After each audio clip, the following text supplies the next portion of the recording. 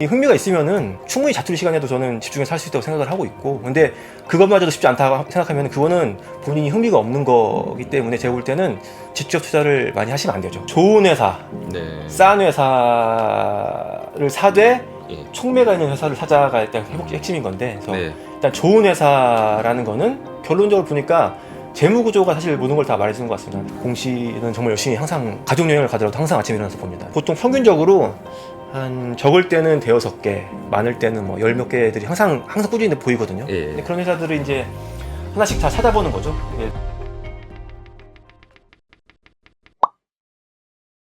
네, 안녕하십니까. VIP 자산운용의 최윤철 대표입니다. 시장의 가치 투자 고수들을 모시고 투자 철학과 아이디어를 들어보는 최준철의 가치하는 가치 투자. 오늘은 네 번째 시간으로 슬기 자산운용의 송근용 이사님을 모셨습니다. 네, 반갑습니다. 네, 안녕하세요. 안녕하세요. 슬기 자산운용이 네. 지난 2년간 운용업계에서 눈에 띄는 성과를 거둔 강소 운용사로 발돋움을 하셨습니다. 물론 이제 경력은 훨씬 더 기시고 이제 공동 창업을 하시는 회사신데 이번이 첫 촬영이실 정도로 방송 노출을 자제를 많이 하셔가지고 제가 섭외가 상당히 힘들었습니다. 근데 꼭 모시고 싶어서 오늘 이렇게 첫 출연으로 모시게 돼서 영광이고요. 근데 아직은 선수들 사이에서만 좀 유명하시고 이제 대중들 사이에서는 아직 모르시는 분들이 많이 계신 것 같아요. 그래서 제가 소개를 좀 끌어내는 질문부터 먼저 좀 드리도록 하겠습니다. 처음에는 그 삼성물산을 다니시는 직장인이셨고 직장인을 겸하시면서 이제 투자를 하셨었죠. 네. 이거 뭐라고 부르요? 직장인 뭐 파트타임 투자자. 아, 파트타임 투자자? 네네네. 네. 이렇게 될까요? 네. 상당히 많은 분들이 이제 여기에 해당이 되실 것 같고요. 네네. 그런 다음에는 이제 기관 투자자가 되셨어요. 그것도 이제 소형사부터 해서 대형사까지를 이제 두루 경험을 하셨었고, 그리고 다시 전업 투자자로 돌아오셨다가 다시 슬기자산운용을 공동 창업하셨어요. 네네. 맞죠? 두루두루 경험이 많으신데 요 투자 커리어를 시기별로 좀 나눠가지고 개인 소개 겸 회사 소개 겸 이렇게 좀 먼저 부탁을 드리겠습니다. 네. 네, 네, 어디 여기를 본, 네, 네, 저는 그 슬기 자산운용의 송근용이라고 하고요. 저는 이제 그러니까 제 전공부터 말하면 저는 전공이 옛날부터 토목을 사실 굉장히 좋아해서 뭐 학사 석사까지 다 토목을 전공하고 당연히 이제 건설회사를 가서 행복하게 막 이제 건설 일을 하려고 했었는데 그때 이제 제가 이제 취미로 2005년도에 이제 입사하고 나서 주식을 하려고 그때 이제 한국형 가치투자 전략이랑 뭐 피터 린치 책들을 이렇게 읽다가 그때 이제 주식시장에 그냥 흥미를 많이 느끼고 또 워낙 2005년부터 7년까지 시장이 좋다 보니까 이 성과가 잘 나니까 이게 나는 주식 천재인가 네, 봐. 이게 내가 한국의 워렌 버핏이다. 예. 당연히 뭐 그렇게 생각을 하고 이제 근데 그게 주식이 재밌으니까 세상이 막 이렇게 바뀌는 게 공부하는 걸 재밌는데 제가 하는 건설 일은 약간 시야가 좁고 약간 그러다 보니까 내가 정말 좋아하는 걸 해야겠다. 그래서 이제 제 모든 걸 다 버리고 이제 2008년 8월 달에 이제 그 신생 자문사의 창립 멤버로 이제 조인하게 됩니다. 그래서 네.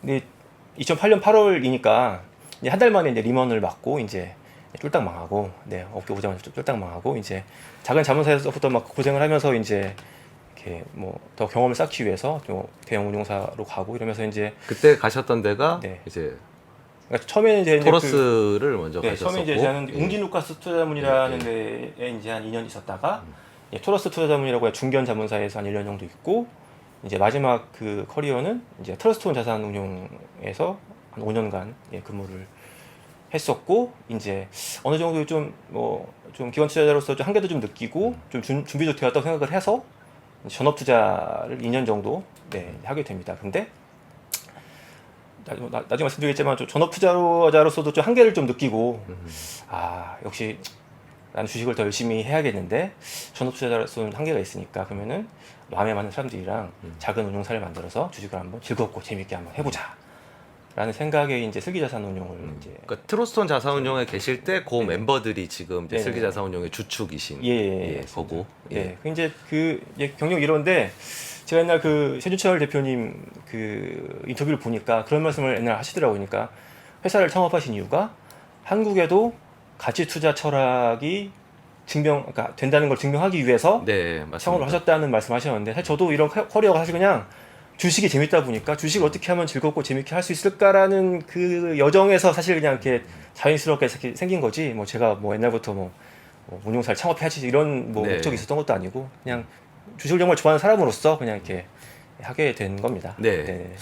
그래서 저는 이제 또 오래됐죠. 이제 안지는 그 처음에 이제 업계에 진입할 때부터 이제 저희 멤버들이랑 또 교류를 하시면서 예, 이제 예. 열심히 하시는 네네네. 그 투자자가 있다 이런 얘기를 계속 들어왔었는데 사실 오늘 제가 모신 이유도 이렇게 여러 가지 경험들을 하셨잖아요. 네네네. 그래서 각 시기별로 어떻게 투자를 했고 그리고 어떤 면이 좀 달랐고 이런 신분이신 분들은 이렇게 하면 좋겠다 내지는 이런 것들은 좀 조심하시면 좋겠다 이런 얘기를 좀 들어보면 맞습니다. 이 시청자분들에게 네. 도움이 다양하게 되지 않을까라고 네네네. 생각했었거든요. 네네. 그런 부분에 대해서도 한번 말씀을 네. 해주시죠. 그러니까 저도 보니까 제가 뭐 주식을 남들보다 엄청 잘하는 건 아닌데 그 말씀하신 대로 이 모든 과정 대부분의 투자자가 겪어야 될 과정을 커리어로 겪어왔기 때문에 여기서 좀 도움을 드릴 게 있을 것 같고 그래서 이제 그 당연히 그 처음에 제가 했던 그 직장인 파트타임 투자자로서는 당연히 이제 월급이 이제 잘 나오니까 그때 또 이제 건설사 월급도 좋았거든요. 그래서 월급이 잘 나오니까 그러네요. 그때 건설이 상당히 호황이었던 시절. 호황이었습니다. 예. 호황이어서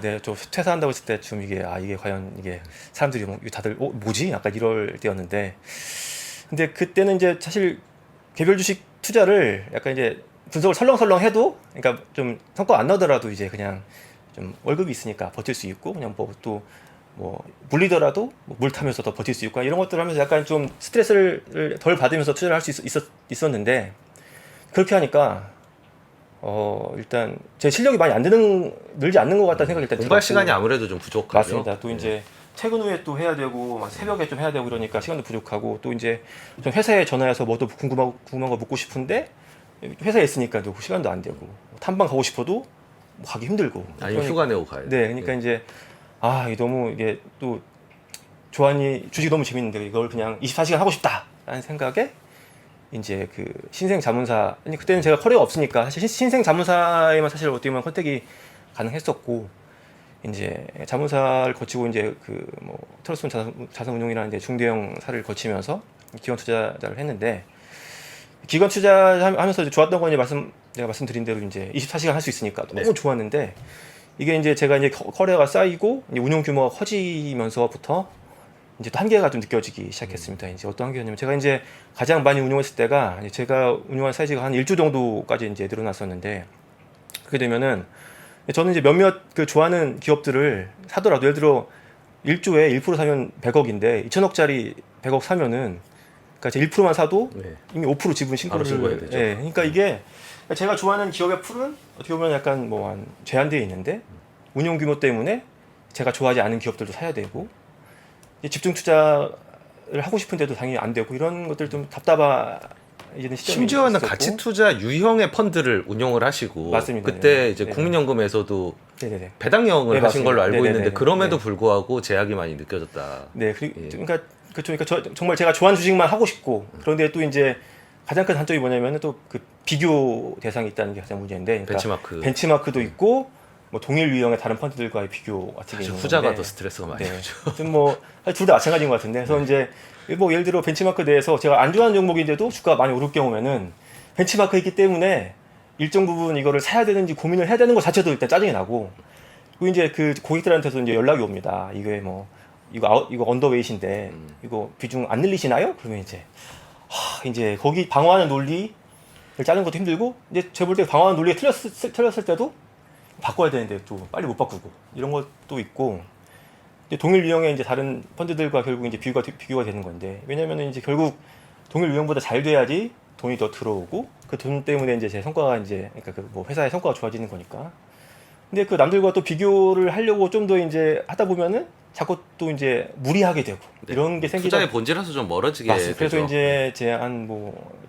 그 커리어 한 마지막 부분에서는 약간 번아웃이 와서 16년도쯤엔 번아웃이 와서 그냥 이제 이쯤에서는 나가서 좀 혼자 한번 해봐야겠다. 이래서 피터 린치가 네. 은퇴를 하셨구나. 피터 린치도 그 잘 나간 피터 린치도 13년밖에 운용을 안 하신 거잖아요. 네. 얼마나 스트레스가 크셨으면. 그러니까 그 세계에서 제일 잘 나가는 펀드를 하셨으니까. 네, 하여튼 근데 저 같은 매니저도 이렇게 스탯을 받았으니까 그래서 이제 그만두고 이제 17년 초에 이제 전업 투자를 시작하게 됐는데 처음에는 이제 뭐 좋았습니다. 사실 17년도에 성과도 굉장히 좋았고 네.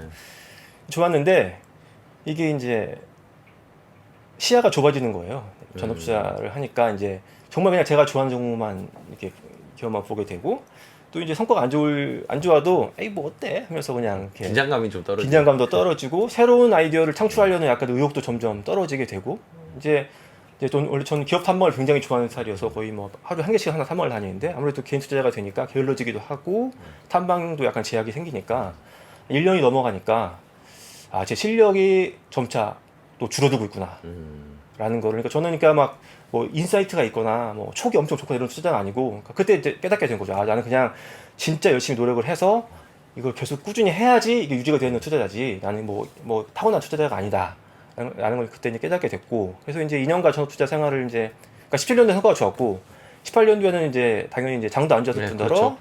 제 실력이 떨어진 걸 저도 느낌이 왔죠. 그러니까 이제 아, 뭔가 변화가 필요하다. 다시 네. 이제 좀 작은 운용사라도 다시 만들어서 다시 이쪽으로 돌아와서 제가 주식을 잘하려면은 잘하고 즐기려면은 계속 이제 이런 것들을 하려면은 운용사가 필요하겠다라는 생각이 들었고 그러니까 그 마침 이제 마음에 맞는 분들이 예. 계셨었네요. 네, 그때 이제 그 뭐 전효준 대표나 뭐 이태경 예. 뭐 팀장이나 저보다 그때 트러스톤을 한 2년 정도 먼저 뭐 그만두고 이제 그분들은 이미 다 준비를 저보다 먼저 하고 있었고 네. 어떻게 보면 이제 그 준비한데 저희가 좀 조인을 하게 된 거죠. 아. 하게 돼서 19년도에 슬기자산운용이라는 예. 회사를 이제 만들어서 이제 주식을 19년 말이었으니까 네네네. 또 이제 얼마 있다가 또 코로나를 그렇죠. 맞게 예. 아, 되셨네요. 제가 이제 사실 업계 투자업계 2008년도에 와서 한 달 만에 리먼을 맞았고 이제 회사를 창업하고 3개월 만에 이제 코로나를 맞았듯이 이제 했는데 근데 그게 초기에 맞으니까 네. 또 좋은 것 같습니다. 새로운 뭐. 시도하실 때 꼭 저한테 좀 알려주세요. 그래서 이제 큰 사건이 터지겠구나. 그래서 이제 제가 이제 투자 이제 17년 정도를 했는데 근데 지금이 제일 저는 가장 좋은 것 같습니다. 그러니까 가장 예. 아, 최적화된 네, 답을 찾으신 거네요. 예, 그러니까 기관 투자자이면서도 약간 전업 투자자 느낌도 나고 약간 그 중간 지역에 있는 것 같고 그러니까 투자 철학을 마음껏 펼칠 수 있으면서도 이제 그 좀 기업 탐방이나 미팅도 충분히 할 수도 있으면서 네. 예, 지금이 지금 가장 좀 예, 좋은 시기가 아닌가 네. 개인적으로는. 아, 여러 경로를 거쳐서 답을 찾으신 거네요. 네. 그러면 일단 뭐 자산운용사를 설립하신 뭐 이유에 대해서 말씀을 좀 주셨는데 이렇게 뒤를 돌아보면서 개인 투자자들은 이렇게 투자를 하면 좀 더 좋을 것 같다. 그러니까 가장 이제 고민이 저도 이제 질문을 많이 직장을 다녀서 리서치를 대표님처럼 많이 하고 싶은데 시간이 부족합니다. 어떻게 하면 될까요? 근데 아까 뭐 답이 있는 것 같지만 또 이제 시야가 또 좁아진다. 뭐 능력의 범위에만 집중하라고 얘기하기에도 그런 단점이 또 있고 뭐 기업 탐방이 뭐 사실 필수적이지 않지만 하면 좋은 거잖아요. 맞습니다. 그런데 가기가 좀 힘들다. 이런 여러 제약들이 있는데 이렇게 이사님처럼 과감한 결정을 못 하시고 계속 직장인 파트타임 투자를 하셔야 되는 분들은 어떻게 해야 그래도 두 가지를 다 잘할 수 있을까요? 저도 이제 고민을 해봤는데 저도 이제 다 겪어봤는데 확실한 거는 그 같은 노력을 기울인다고 하면은 이제 개인 투자자가 더 유리합니다. 기관 투자자보다 기본적으로. 왜냐면은 아까 말씀드렸듯이 집중 투자도 가능하고 뭐 이런 것들이 있기 때문에 벤치마크도 없고, 네, 벤치마크도 네, 없고 경쟁을 네. 해야 되는 것도 아니고, 네, 아니고 그렇기 때문에 더 자기의 철학에 맞게 좋은 회사를 집중해서 가져갈 수 있기 때문에 성과가 좋은 게 맞는 건데 말씀하신 대로 그런 뭐 기업 탐방이나 그런 시간적 제한 요소가 뭐 있을 수가 있는 건데 사실 근데 기관 투자자라고 하더라도 이게 시간의 대부분이 다 효율적인 건 아니거든요. 제가 보면 또 이렇게 그렇게 또 열심히 하는 기관 투자자가 많지도 않고 제가 볼 때는 네, 예. 네, 뭐 그렇기 때문에 제가 볼 때는 뭐 그렇게 뭐 차이가 많이 있을 것 같지는 않고 근데 제가 드릴 수 있는 말씀은 그래도 시간 투자를 많이 하셔야 된다. 네.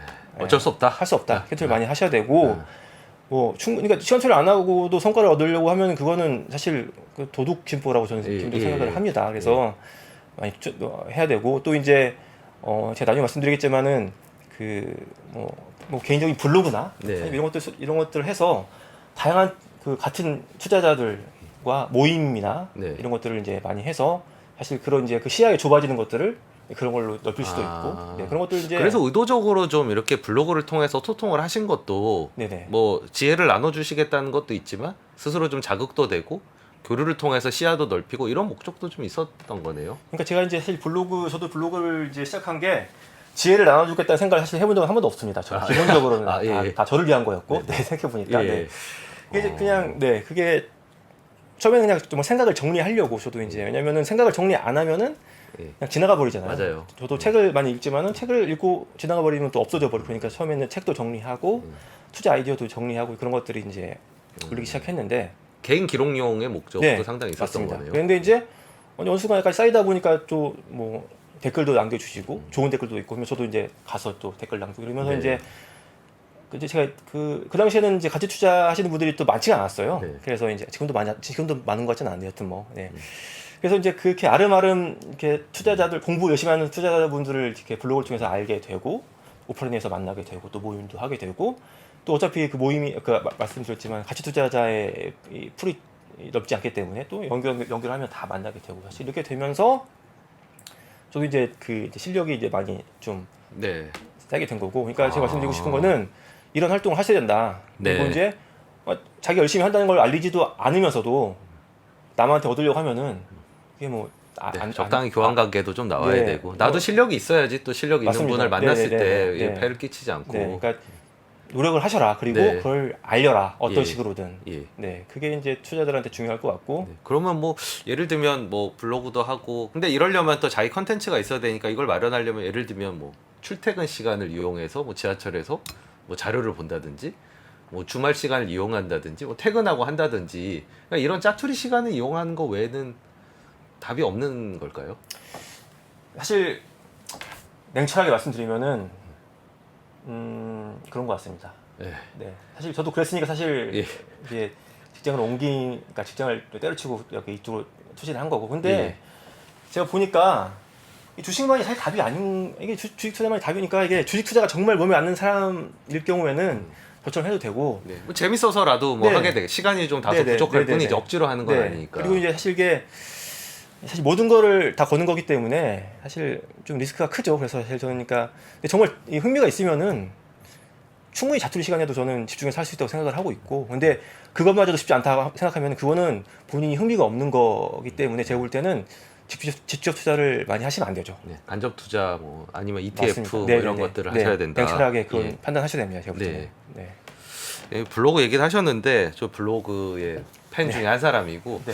거의 개설하시고 거의 하나도 빼먹지 않고 다 봤던 것 같아요. 네. 그래서 되게 감사하다 이랬는데 감사합니다. 늘 이제 궁금한 이게 한번 기회 되면 물어봐야지 했던 게 이 네네. 필명이 농구 천재시잖아요. 네네. 왜 농구 천재인 건가요? 그러니까 이 한없이 가볍고 경박한 이 필명을 저는 지금까지 사실 쓰게 될 줄은 몰랐던 게 사실 예, 그랬던 거고. 슬램덩크의 그 강백호 맞습니다. 이렇게 네. 사진도 이렇게 있고. 네, 제가 이제 슬램덩크 세대다 보니까 뭐 초등학교 시절부터 농구를 진짜 열심히 했거든요. 네. 농구 열심히 하고 대학교 시절에도 뭐 오후에는 거의 수업도 안 들어가고 실제로 농구를 열심히 하시는군요. 농구를 진짜 열심히 했거든요. 그래서 예. 제가 이제 25살에 블로그를 이제 처음 만들었었는데 그때니까 이제 뭐 항상 이제 거의 뭐 인생의 뭐 30% 이상이 농구였기 때문에 당연히 그냥 뭐 생각 없이 그냥 그래서 주식 천재가 아니고 농구 천재. 그때는 농구를 더 잘했으니까요. 지금은 둘 다 못하는 것 같은데 그때는 농구를 더 잘했으니까 그때는 그냥 이렇게 지었는데 사실 이게 나이 마음 먹어서까지 이 필명을 쓰고 있으니까 저도 이제 막 저기 딸이 막 이게 아빠가 농구 천재야 그러면 저도 막 창피해가지고 이게 그런데 좀 뭐 지금 할 수 없습니다. 계속 가야죠 뭐. 네. 네, 그런 재미있는 필명과는 별개로 예를 들면 저희 애널리스트 한 명도 방송에 농구 천재님 언제 나오시냐고. 그러니까 농구 천재님이라고 지금 다들 자연스럽게 부르고 있고 네네. 농구 천재로 있지만 사실은 주식을 굉장히 열심히 하시는 블로거로 그렇게 다 인지가 돼 있는 것 같습니다. 이 팬덤이 확실히 있는 것 같고요. 하지만 필명은 인지와 상관없이 중간에 바꿀 수가 네. 없는 거군요. 맞습니다. 네. 잘못 지어서 후회 중입니다. 네, 그리고 이제 송구용 이사님 하면 선수들 사이에서 이제 가치 투자 베이스의 종목 발굴로 정평이 나 계신데요. 이 종목 발굴에서 어떤 선택 기준을 가지고 있고 이러기 위해서는 어떤 노력을 기울이고 계신지 그 노하우도 좀 들어보고 싶습니다. 네, 사실 이제 이 기준 같은 거나 스타일도 사실 계속 변해왔습니다. 뭐 다 모든 투자자가 다 그래왔듯이 저도 이제 그러니까 제가 2005년에 처음 주식 투자를 시작했을 때는 사실 그때는 가치 투자 철학을 약간 오인하고 그냥 무조건 안정적인 회사, 음식료 회사 사실 이런 것만 사는 것이 가치 투자이다라고 사실 그냥 약간 오인을 해서 2005년 6년도에 막 농심 같은 거 사고 막 근데 한심했죠. 다른 회사들 훨씬 좋은 회사가 많은데 네. 수익률 잘 안 나셔. 맞습니다. 예. 2005년도 6년도 안 좋았거든요. 예. 그래서 별로였죠. 그래서 그러니까 그런 것들을 겪으면서 이제 저도 계속 시장 상을 계속 겪으면서 계속 바뀌는 건데 근데 제가 그래도 하나의 그 기준을 가지고 있고 제가 경험을 하면서 가지고 채워왔던 거는 좋은 회사 네. 싼 회사를 사되 예. 촉매가 있는 회사를 사자가 일단 핵심인 건데, 그래서 네. 일단 좋은 회사라는 거는 저는 이제 결론적으로 보니까 재무 구조가 사실 모든 걸 다 말해주는 것 같습니다. 상당 부분을. 이게 재무 구조가 뭐 밸런스시, 그러니까 그 회사가 그동안 경험해왔고 그 회사의 이제 비즈니스 모델 같은 게 결국 다 여기 녹아져 있는 거기 때문에. 이력서죠, 이력서. 네. 예. 그렇기 때문에 그러니까 뭐 그냥 뭐 쉽게 기준을 말씀드리면 제가 생각하는 기준은 예를 들어 뭐 시총 대비해서 순차익금이 뭐 100% 200% 넘는 회사들은 대부분이 아니까 상당 부분 좀 판단을 잘못했을 때 좀 안 좋은 경험이 많았었고. 그리고 레버리지를 쓸 수밖에 없는 사업이라는 의미도 좀 있는 맞습니다. 것 같아요. 네. 그래서 일단 좀 기본적으로 재무 구조가 좋은 회사를 먼저 보고 그 안에서 이제 좋은 회사들 하면은 이제 비즈니스 모델이 이제 훌륭하고 그렇죠. 이익 성장률이 항상 뭐 10에서 20%씩 꾸준하게 나올 수 있고 이익에 부침이 많이 없는 회사, 사실 뭐 그런 회사들이 사실 재무 구조가 좋은 거니까 기본적으로. 네. 네. 그런 회사들 내에서 이제 계속 공부를 하면서 그 회사들 내에서 저는 이제 저의 투자 시기에는 사실 저는 뭐 2년 3년 장기 투자를 지향한다고 말하면 되게 좋겠지만은 저는 사실 그러지 않고 저는 저의 목표는 6개월 1년 네. 이 내에 그 어떤 식으로든 그 촉매가 발생해서 이 저평가된 회사가 해소된. 이 저평가라는 기준도 제가 말씀 안 드렸는데 전 저평가의 기준을 이제 예를 들어 이익 성장률이 한 2, 30보다 그러면은 적어도 PR이 10배 초반에 이하, 이익 성장률이 뭐 10% 이상이다 그러면은 뭐 7배 이하. 이거 대충 뭐 또 금리 따라 바뀌긴 하지만은 네. 대충 이런 기준으로 생각을 하고 있고 뭐 4, 50% 성장을 하면서 PR 3, 40배 된 회사들은 전 대부분 사실 사본 적이 없습니다. 왜냐면은 사실 그런 성장률은 지속되기가 좀 어렵죠. 맞습니다. 그리고 또 예. 이제 제가 잘못 봤을 경우에는 실패했을 때 이제 네. 이 하락 리스크가 크기 때문에 그래서 뭐 하여간 그 정도 밸류에이션 내에서 이제 6개월에서 1년 내에 발현될 수 있는 회사를 고르려고 노력을 하고 결국 이제 가장 큰 촉매는 그냥 제가 볼 때는 실적인 것 같습니다. 그래서 이제 네. 그냥 그 안에서 그냥 쉽게 말해서 분기 실적이 한 두세 개 분기 정도 가장 성장률이 좀 더 좋게 나오면서 시장의 기대를 받을 만한 회사들을 이제 사실 네. 고르려고 이제 노력을 이제 하는 편입니다. 사실 이 기준의 세트는 거의 뭐 저랑도 비슷하고 사실 이제 저랑 같이 일하는 김명욱 대표랑도 비슷한데 네. 이 결국 답인 것 같긴 하거든요. 가장 안전하고 네. 예, 기대 수익을 적절히 가져가면서 이 좋아하는 주식을 오래 할 수 있도록 네네네. 만들어주는 네네네. 좋은 기준인데 네. 대신 이제 순서가 좀 다르거든요. 예를 들면 김명욱 대표는 싼 회사를 먼저 찾고 거기서 좋은 회사를 추리는 방식을 쓰고 네네네. 저는 좋은 회사 풀을 묶어놨다가 싸게 거래되거나 오해가 될 때 들어가는 방식이거든요. 네네네. 이사님은 어느 쪽에 좀 사실 저는 가까우십니까? 양방향입니다. 아, 저는 그러니까 평소에도 꾸준히 싼 회사들을 계속 모니터링을 하고 또 실적이 좋아지는 회사들을 모니터링하기 때문에 사실 그러니까 사실 마찬가지 양쪽이 다 있는 거죠. 네. 실적이 좋아지는 회사들은 비즈니스가 사실 좋아지는 회사들인 거고 기본적으로 싼 회사들은 이제 약간 그 김희국 대표가 말씀하시는 그런 네. 회사들인 거고요. 예. 양쪽으로 다 이제 보다가 사실 겹쳐지는 부분이 있거든요. 예. 그 부분이 생기면은 네. 많이 사고 사실 이런 식으로 사실. 그럼 1차적으로 이거를 그 발굴하시는, 그러니까 네네네. 정보를 최초에 취득하시는 그 시작점은 어디서부터인가요? 이 투자 작업에서? 네. 저는 이제 사실 제 투자 소스에 거의 한 6, 70% 이상은 그냥 그 공시입니다. 공시, 기업 공시. 네. 그래서 저는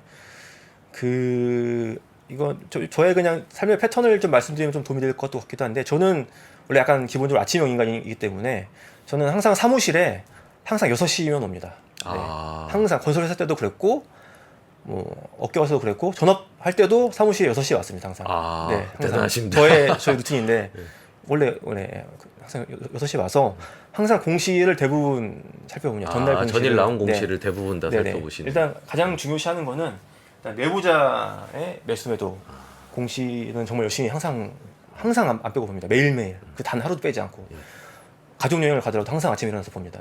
저는 보고 해서 이제 거기서 사실 이제 그 공부할 거리가 생기는 거죠. 그래서 이제 뭐 내부자들이 매수한 기업들 중에서 이제 보통 이제 하루에 보통 평균적으로 한 적을 때는 대여섯 개, 많을 때는 뭐 열 몇 개들이 항상 꾸준히 보이거든요. 예. 근데 그런 회사들을 이제 하나씩 다 찾아보는 거죠. 예를 들어 이 회사는 최저주주가 한 2% 샀네요. 왜 샀을까 하면서 네. 떠들러보고 이 작업들을 계속 하다 보면 이제 그 데이터베이스가 계속 쌓이는 거죠. 그래서 쌓이다 보면은 이제 점점 속도가 빨라지기도 하고 그러면서 이제 계속 그런 것들을 쌓아가는 거고 내부자 거래 동향을 굉장히 유심히 보시는군요. 굉장히 저는 중요시하고 사실 여기서 이것만 열심히 보더라도 예. 1년에 좋은 투자 기회를 한두 개는 무조건 발굴합니다. 네.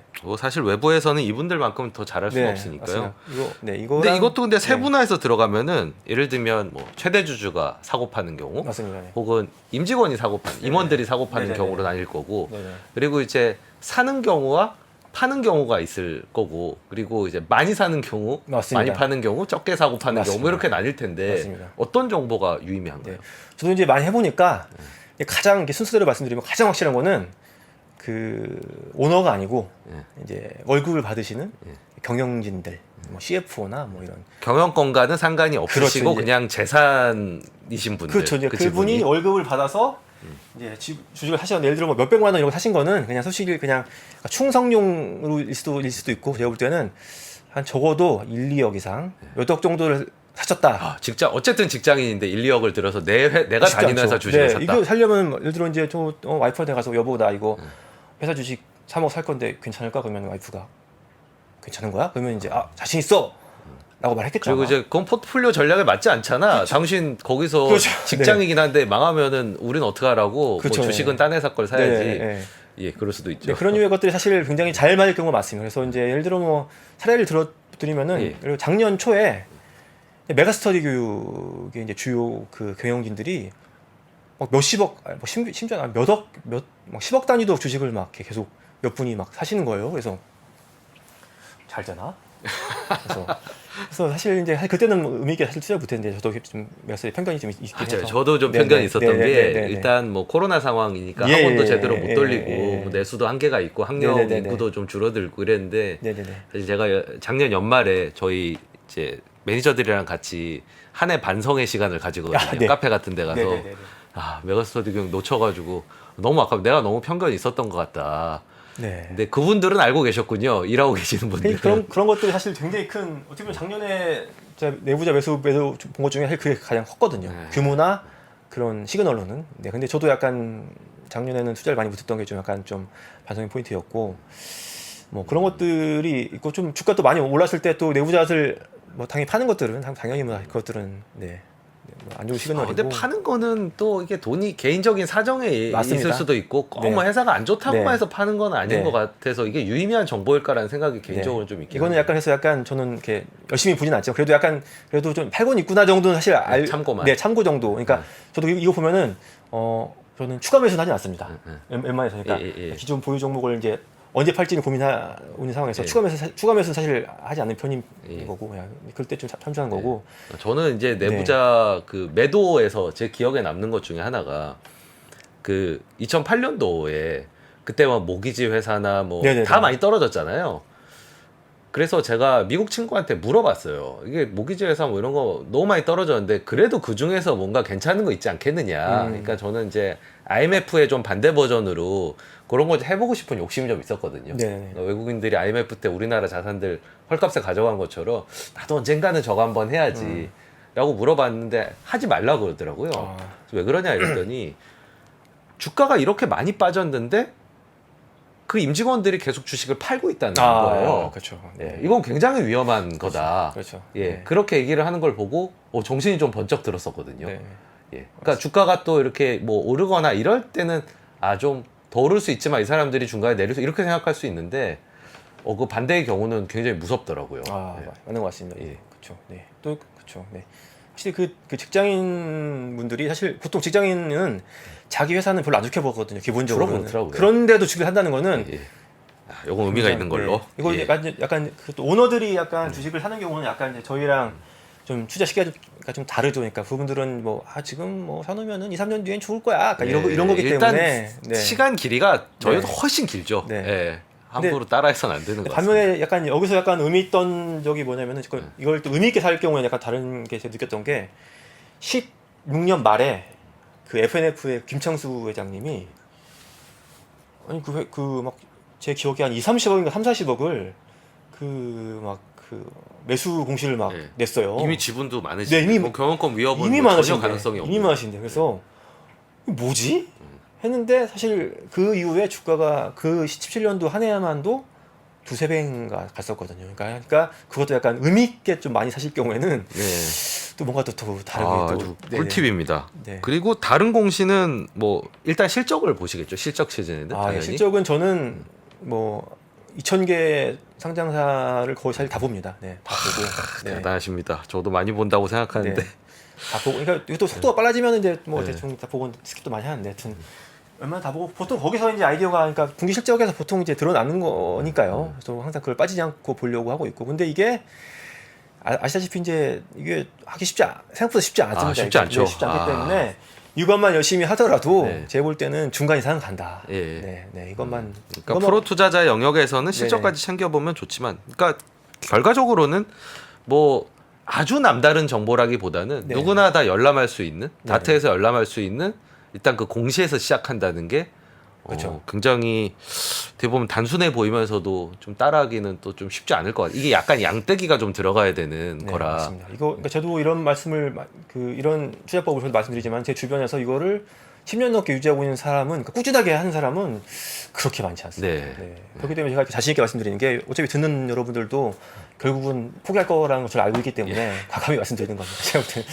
저만 해도 이제 그 투자를 처음 할 때는 너무 이제 아는 게 없으니까 네네. 공시 이제 보고 뭐 그거 외에는 사실 개인 투자자로서 접근할 수 있는 것도 한계가 있고, 그래서 지금은 이제 공시를 저희 회사의 막내가 네네네. 저희 막내의 그 업무 중에 하나가 그 전날의 공시를 이제 정리를 하는 겁니다. 중요하죠. 네. 정리해서 이제 네. 올려놓으면은 네네. 그거를 매니저들이 보거든요. 네네네. 그렇게 해서 요약해서 보는데 다 보지는 못하더라도 어쨌든 굉장히 중요한 정보, 그리고 네. 이거를 놓쳐서 종목을 놓치면 저는 그게 좀 아깝더라고요. 네. 예. 이것만 꼭 챙기더라도 진짜 1년에 꼭 한두 개 사실 숫자가 1년에 한두 개만 정말 잘 찾으면 되는 거잖아요. 사실 결국 이제 이것만 꾸준히 하더라도 제가 볼 때는 실패는 하지 않습니다. 네. 그럼 이제 공시를 통해서 아이디어를 얻으셨으면은 그 다음에는 뭐 따로 분석도 해보실 거고, 그리고 이제 기업 탐방도 네네. 여기 한 번에 이제 가보실 거잖아요. 네네네. 기업 탐방도 워낙에 많이 다니시는 걸로 제가 알고 있는데, 기업 탐방을 가면은 주로 뭘 확인하시나요? 네, 그러니까 이게 저는 이제 기업 탐방을 굉장히 이렇게 좋아하는 편이 기업 탐방을 잡아 놓으면은 억지로라도 공부를 하게 됩니다. 시험 날짜 잡힌 것처럼. 맞습니다. 일단 탐방을 저는 사실 이게 기본 예의가 그러니까 아무것도 모르고 가서 그냥 사업 설명해 주세요 하면 이건 사실 좀 저는 기본 예의가 아니라고 생각. 왜냐면 그분도 바쁘신데. 네. 그래서 저는 기본적으로 탐방을 잡아놓으면 그래도 공부를 그래도 1시간을 하게 일단 억지로라도 이제 하게 되고. 근데 그리고 또 제가 탐방을 잡았다는 거는 일단 어떤 뭐 좋은 포인트가 있으니까 제가 잡았을 거니까 그래서 공부를 하게 되고 또 가게 되면은 이 사업 보고서에서 없는 내용들을 굉장히 많이 파악을 할 수가 있습니다. 예를 들어 네. 이제 뭐 이제 약간 민감한 사항들 예를 들어 뭐 고객사와의 계약 구조라든지 뭐 정확하게 말씀 안 해주시겠지만 뭐 대략적인 뭐 그런 내용이라든지 아니면은 전후방 사업 간의 뭐 다이나믹스라든지 아니면 뭐 원재료에 가져올 때 뭐 소싱처라든지 뭐 매출 원재료 비중이라든지 아니면 뭐 고객사와의 관계, 그러니까 좀 이게 민감한 사업 보고서에 담기 네. 어려운 그런 디테일한 내용들을 좀 얻을 수가 있고, 제가 또 많이 참조하는 것들은 경쟁사 이야기들 저는 굉장히 많이 물어보거든요. 경쟁사 이야기들도 이제 뭐 예를 들어 A사에 가서 뭐 B사랑 C사는 뭐 마진율이 이런데 여기는 왜 그러세요? 그러면 이제 뭐 이런저런 이유로 그렇습니다. 그러면 나중에 또 B사에 가서 또 네. 확인하고 똑같이 확인하고. 이런 식으로 또 이제 뭐 계속 확인하는 것도 있고, 저는 또 보통 10년 정도의 그 재무제표를 보고 이제 가기 때문에 가서 이제 예를 들어 뭐 15년도에는 이해는 무슨 일이 있었던 이익 겁니까? 사이클이 이랬는데 왜 그랬나요? 왜 그랬냐 그러고 이때는 저희 과거 보니까 사이클이 잘 나올 때는 200억이 나왔었는데 그럼 지금 사이클은 200억 이상이 나올 수 있는 건가요? 뭐가 바뀐 게 있는 네. 건가요? 그러니까 이런 식의 계속 이제 좀 이런 그러니까 사업 보고서 상으로 좀 판단하기 어려운 것들을 이제 질문을 또 하게 되고, 제가 또 이제 저는 제가 누누이 말씀드리지만 저는 촉이 좋거나 인사이트가 좋은 투자자가 아니기 때문에 저는 뭐 이렇게 읽어서는 사실 이렇게 뭐 많이 못 느껴요. 그래서 예를 들어 보고서에서 업황이 좋습니다 라고 읽은 거랑 가서 그분이 이제 IR 담당자분이 너무 바빠가지고는요 시간이 없네요. 업황이 너무 좋아요 라고 말하는 걸 듣는 거랑은 네. 제가 듣기는 확실히 차이가 맞습니다. 다르거든요. 예. 사실 이런 이야기들을 사실 이제 예. 들으려고 가는 거고, 이게 또 꾸준히 하려고 하는 게 탐방을 또 안 가기 시작하면은 예. 사람들이 또 게을러져요. 왜냐면 예. 탐방도 사실 피곤하거든요. 그럼요. 오며 가며 네, 뭐 준비 네. 시간까지 하면은 만만한 일이 아니죠. 피곤합니다. 피곤하기 때문에 또 한 번 안 하게 되면은 그냥 앉아서 그냥 뭐 이렇게 불러보거나 보고서나 읽고 그냥 대충 게을러지게 되면은 또 이런 살아있는 아이디어를 못 얻게 되는 경우가 많습니다. 그래서 항상 그래도 억지로라도 열심히 하려고 하고 또 감도 재밌어요. 네, 감도. 아주 공감합니다. 네. 예, 시간이 많이 들어가지만 네. 그만한 가치가 있죠. 재밌습니다. 예, 즐겁습니다. 예. 저희 지금은 이제 9년차 매니저가 된 저희 중추가 되는 그 매니저가 있는데 이 친구가 이제 신입 때 네네. 저랑 같이 그 대구랑 부산에 기차 타고 네네. 건설사 탐방을 갔었어요. 예. 대구 가서 돌고 다시 기차 타고 그쵸. 부산 가서 이렇게 해서 올라왔는데 네. 그 친구가 올라오면서 그 얘기를 하더라고요. 아, 대표님 이래서 기업 탐방을 가는군요. 특히 지방 탐방이나 이런 또 좀 재무제표로 좀 알기가 힘든 건설사 사실 좀 그렇잖아요. 이걸로 네네네. 다 알 수가 없는 네. 이런 데 가는 건 상당히 의미가 있습니다라는 깨달음을 얻고 그 다음부터 탐방을 많이 다니면서 되게 좋은 투자자로 성장을 했는데 탐방의 묘미는 직접 겪어봐야지 알게 되는 것 같습니다. 맞습니다. 그리고 약간 판타지도 좀 있는 것 같아요. 가면은 예를 들면 거기 있는 뭐 임직원들의 어떤 상태를 본다든지 뭐 화장실에 가서 뭐 화장실이 뭐 깨끗하다 이런 걸로 얘기하시는 분이 있는데 네. 그런 거 혹시 보시나요? 저는 약간 제가 봤던 시그널 중에는 저는 약간 그 IR 담당자를 만났을 때 약간 이런 것들 시그널이 좀 안 좋은 시그널들이 전 느꼈던 게 뭐냐면 예를 들어 제가 탐방을 갔는데 대표이사가 직접 나오신다거나 아 바쁘실 텐데. 네. 아니 대표이사가 지금 나를 상대하면 안 될 것 같은데 대표이사가 나와서 훈수 막 1시간 넘게 IR을 해주시는 거예요. 그러면 이게 물론 감사하죠. 감사한데 대표이사 분이 과연 이걸 해야 되는 것인가? 주가를 이 정도로 신경 쓰는 네. 이유가 뭘까? 사업에 집중해야 되는데 지금 자기의 자원을 이런데 배분하면 이게 맞는 것인가? 제 경험상 대부분 회사가 다 별로였습니다. 네, 별로였고 또 이제 IR 담당자분이 미팅을 했을 때 예를 들어 주가에 대한 설명을 너무 잘하시는 거예요. 예를 들어 뭐 가면은 IR 자료에 우리 회사의 투자 포인트 1번, 2번, 3번 있고 짠짠 뭐 우리 회사 봐야 될 거 뭐 지표 딱딱딱 이렇게 굉장히 그냥 완전히 그냥 이것만 가져가도 회사의 내부 발표할 정도의 그냥 보고서 IR 자료가 있는 회사들은 역시 또 잘 안 됐습니다. 왜냐면은 이거 뭐 저만 드는 것도 아니고 이렇게 돼 있다는 건 회사에서 IR 담당자를 쪼는 거죠. 야 IR 좀 잘해라. 주가 올려야지. 주가 올려야 되니까 잘해라 이런 거고 또 IR 담당자가 또 이런 거 예를 들어 뭐 요즘 저희 주가가 좀 빠졌는데 왜 빠졌냐면요 어떤 기관이 어떤 물량에 나와서 빠진 거예요. 뭐 이런 걸 굉장히 설명 잘해주는 분들이 있는데 이런 것들도 역시 왜냐면은 이것도 결국 오너나 경영진이 전화해서 김 과장 주가 왜 빠져? 좀 알아봐. 그리고 맨날 하니까 그분들이 맨날 그거 파악하고 있으니까 잘 아시는 거거든요.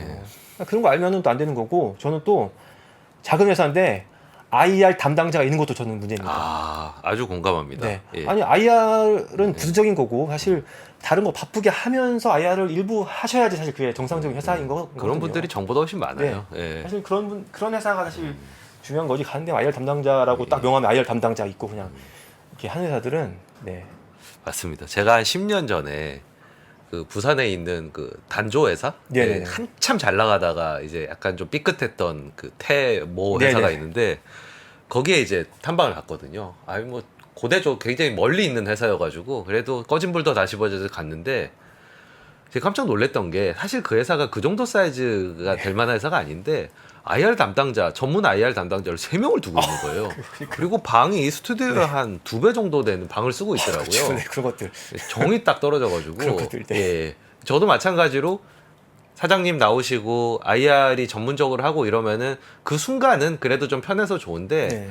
항상 좀 뒷맛이 좀 찝찝하더라고요. 네. 예. 항상 좋은 결과로 나왔던 적이 별로 없었던 것 같습니다. 예. 네. 그래서 저는 이게 주로 재무 쪽에서 네. 재무일 보시다가 그러니까요. 급하게 막. 겨우겨우 저희가 하도 쫄라서 네. 잡아서 이따시만한 네. 그 관리에게 그 자료 들고 이렇게 네네네. 와가지고 약간 지친 상태로 네.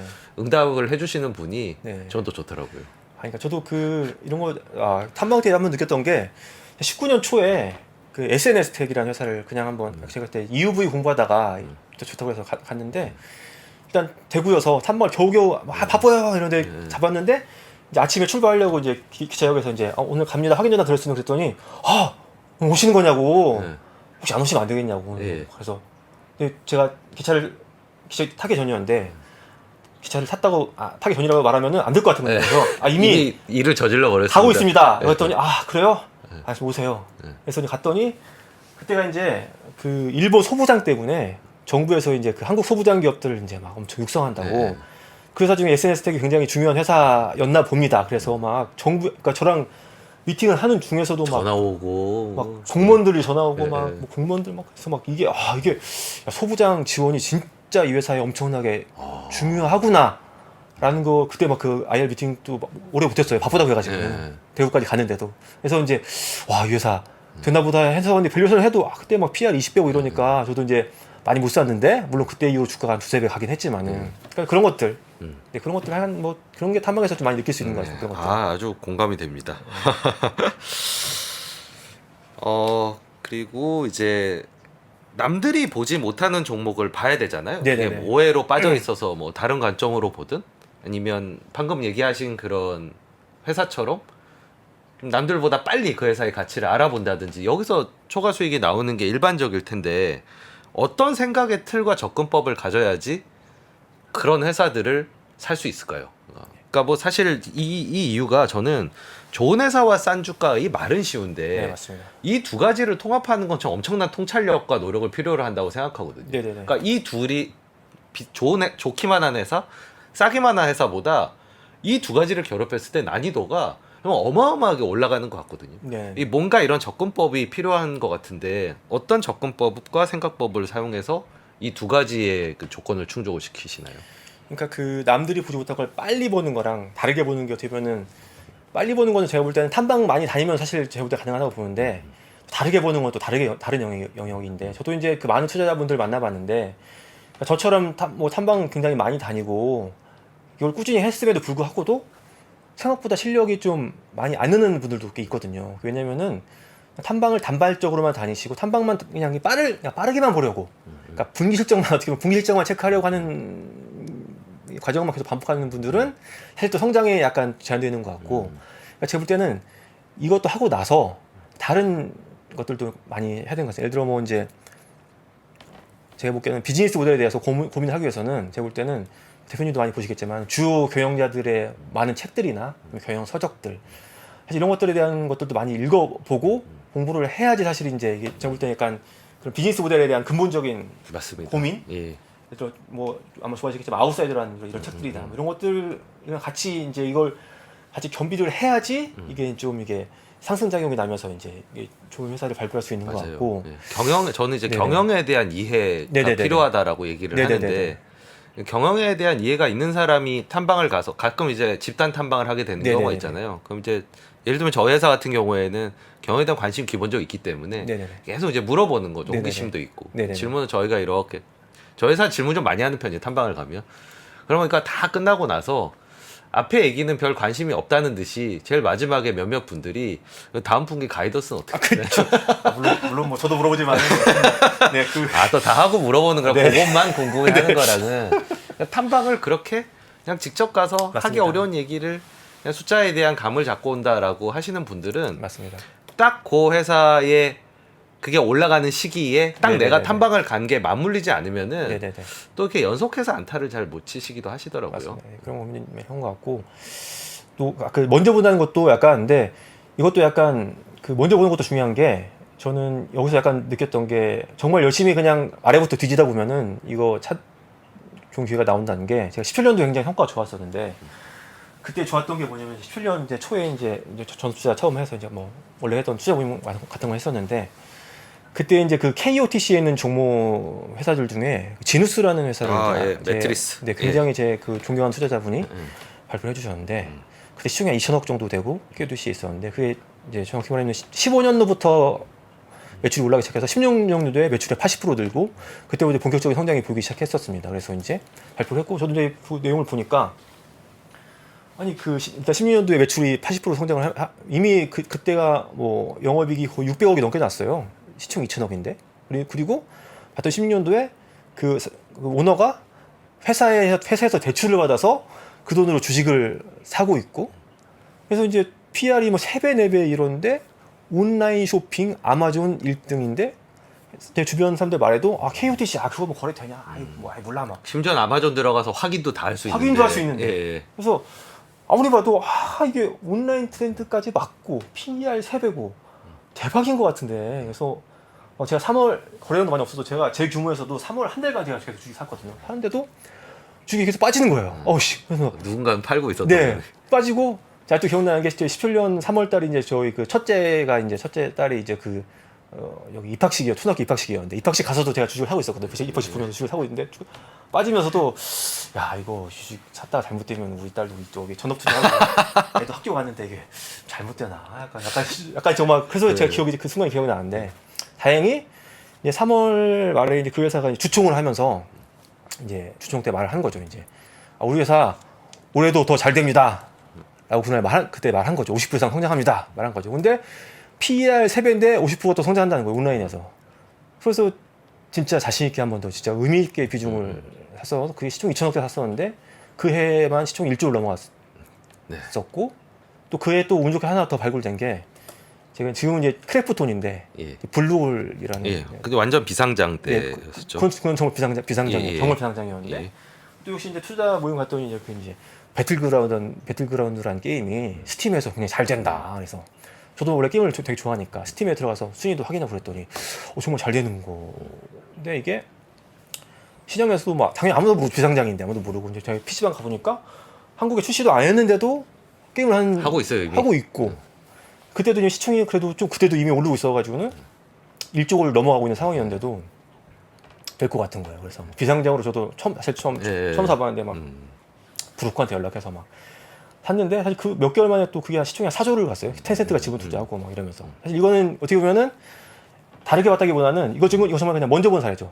그냥 먼저 본 사례인 것 같고 근데 지금은 이제 또 많이 왜냐면 지누스나 블루 같은 사례가 나왔기 그렇죠. 때문에 또 성공 사례가 나오면 이제, 유사한 기회는 많이 사라지는 것 코넥스, 같습니다. KOTC 뭐 비상장도 요즘에는 많이 또 기회가 또 오히려 없으니까. 전 좀 조심 맞습니다. 해야 되는 더 비쌉니다. 정도까지 온 것 같아요. 그런 것들이 있고 뭐 다르게 보는 것들로는 저는 이제 약간 저도 사례 들은 게 저는 14년도에 저는 이제 그 로엔 지금 이제 카카오 M이었다가 이제 없어졌는데 로엔 그 멜로나는 로엔이라는 회사를 이제 사실 이것도 처음 본 게 경영지원실장이 한 2억인가 주식을 샀어요. 그래서 사실 그래도 그러셨구나. 그래서 탑방을 간 거였어요. 그래서 그냥 갔는데 저는 이때 그 대주주가 네네. 그 어퍼니티로 바뀌면서 제가 탐방을 갔었어. 한동동에 있는 거기 아직까지 거기 있더라고요. 네, 카카오 엔터로 바뀌어 있던데.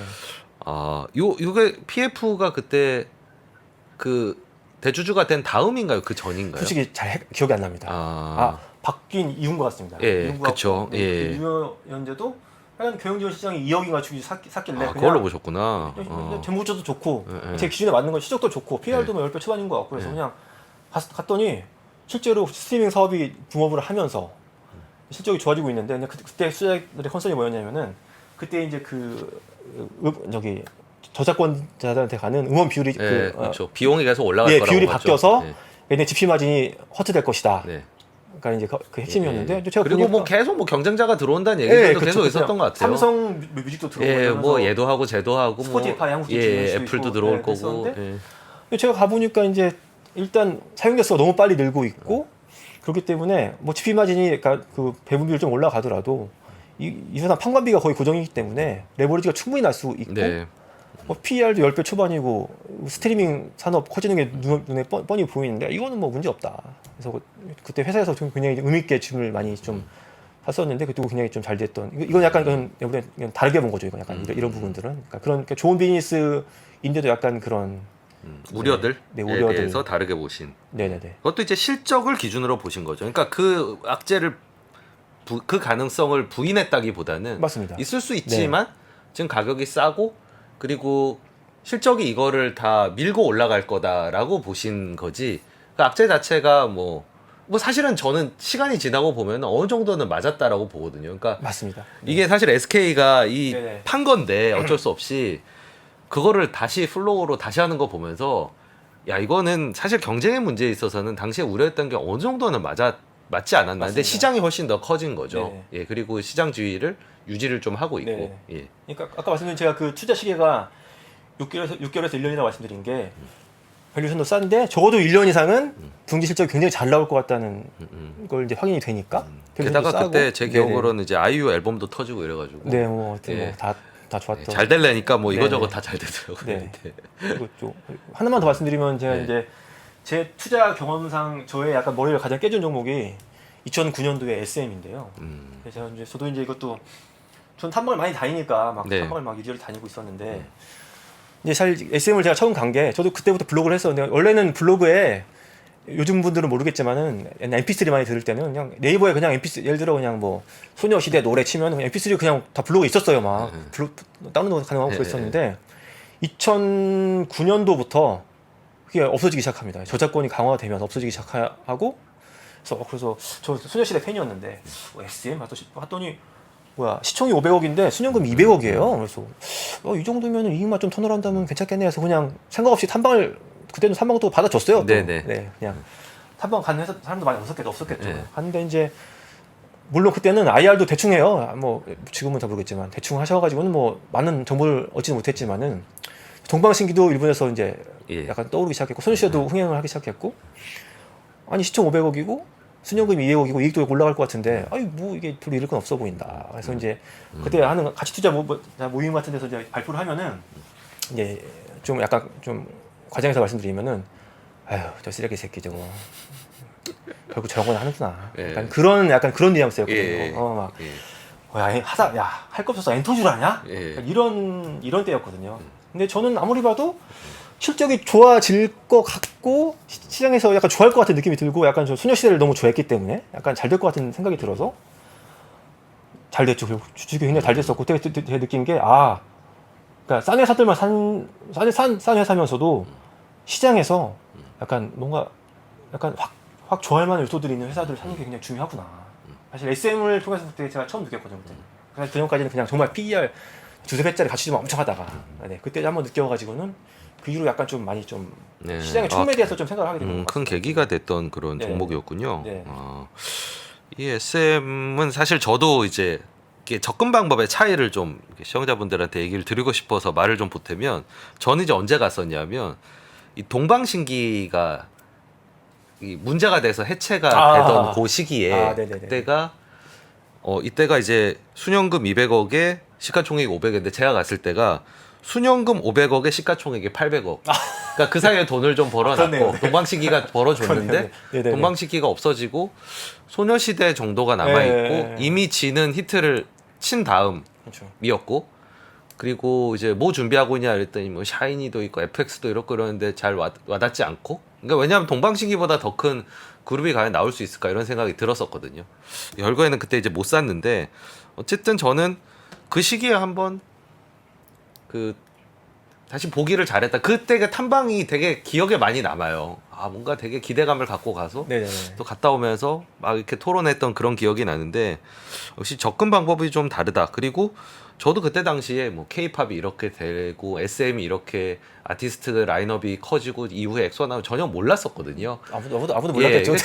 지나고 보면은 뭐 후견 지명처럼 그렇게 좀 되지만 맞습니다. 저는 그 당시에 알 수 있는 정보의 한계점이라는 것도 분명히 존재를 하고 하지만 그거를 접근하는 방법이 또 기본은 같고 좀 표현되는 방법, 접근되는 방법은 조금 다를 수 있다 이런 것도 굉장히 재미있는 부분인 것 같아요. 그러니까 그리고 이것도 말씀드린 거는 결국 그러니까 밸류에이션이 싸고 이 뭐 좀 바텀이 있는 회사들 중에서 촉매가 있는 것들을 고르면은 사실 항상 뭐든지 이렇게 얻어 걸리거든요. 잃지 않고. 그래서 이런 것들을 저도 항상 투자 경험 보면 다 그냥 이런 것들로 다 많이 이익을 다 냈던 것 같아요.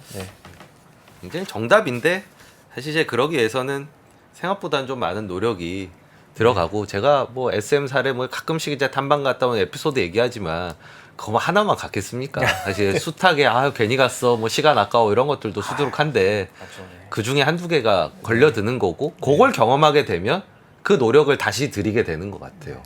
이거 이제 저는 탐방 가서 별거 없으면은 또 좋은 게 이 회사는 다음부터 안 봐도 되겠구나. 왜냐면 좀 공시를 많이 보니까 그러면 그 회사들은 공시가 나와도 안 봐도 되는 거죠. 그런 식으로 약간 일을 줄일 수 있는 필터링을 좀 더 빨리 할 수 있는 결국 그것도 방법이네요. 그런 것도 약간 감사한 면이 또 있죠. 그런 식으로 또 보면 송근영 이사님의 이 꿀 같은 팁을 듣다 보니까 저도 시간 가는 줄 모르고 계속 진행을 했었는데요. 잠깐 쉬고 다시 돌아오도록 하겠습니다.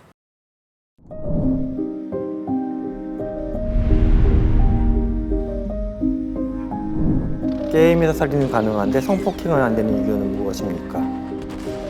AI에 의해 활동하는 가상인간은 법인격을 가질 수 있을까? 내 아바타에 AI를 입힌다면 나 대신 무엇을 시키고 싶으신가요?